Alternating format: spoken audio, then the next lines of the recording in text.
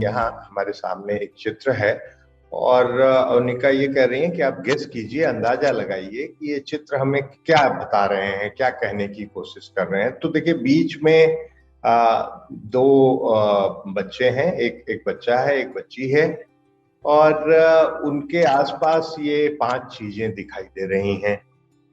ये कुल मिला के ये तस्वीरें किस किस चीज की हैं ये तो मैं बता पा रहा हूँ, तो लेकिन हाँ जी।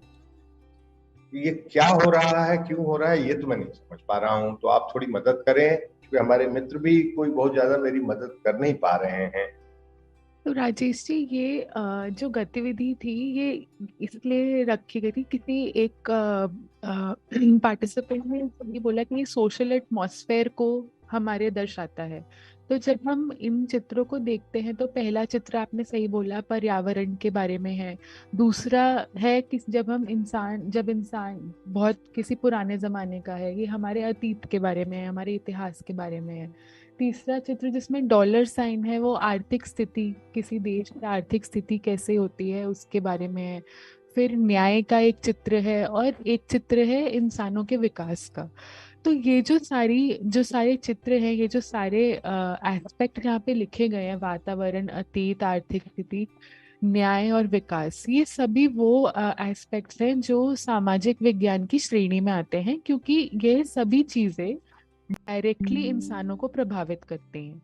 इसी वजह से जो बच्चा और बच्ची इस चित्र में बने हुए हैं, उनकी तरफ इन चित्रों की तरफ एरोज बने हुए हैं, क्योंकि ये सभी जो चीजें हैं, ये सभी जो हम आसपास जिनके साथ हम रहते हैं, चाहे वो हमारा अतीत है, वो हमें आज तक प्रभावित करता आ रहा है। हमारे पर्यावरण में क्या हो रहा है वह भी हमें आज भी प्रभावित करता है, कि बाहर मौसम कैसा है, गर्मी कितनी है, बारिश हो रही है या नहीं हो रही है।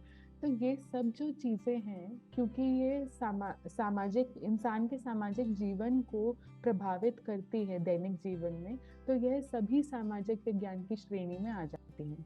यह सभी विषय इसमें सामाजिक विज्ञान में सम्मिलित हो जाते हैं।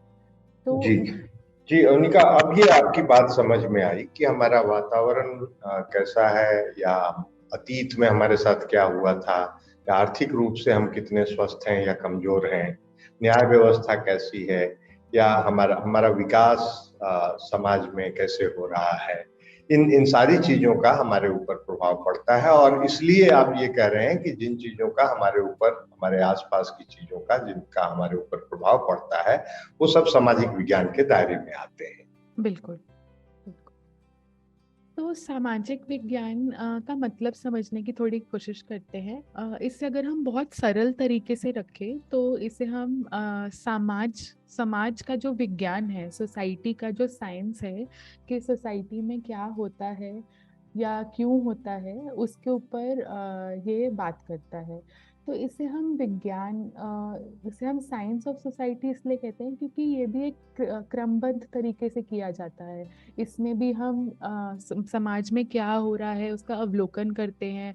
अलग अलग जो अलग अलग जो चीज़ें हो रही हैं, जो अलग अलग व्यवस्थाएं हैं, उनका वर्गीकरण करके उनका ऑब्जर्वेशन करते हैं, फिर उसमें से हम कुछ निष्कर्ष निकालने की कोशिश करते हैं।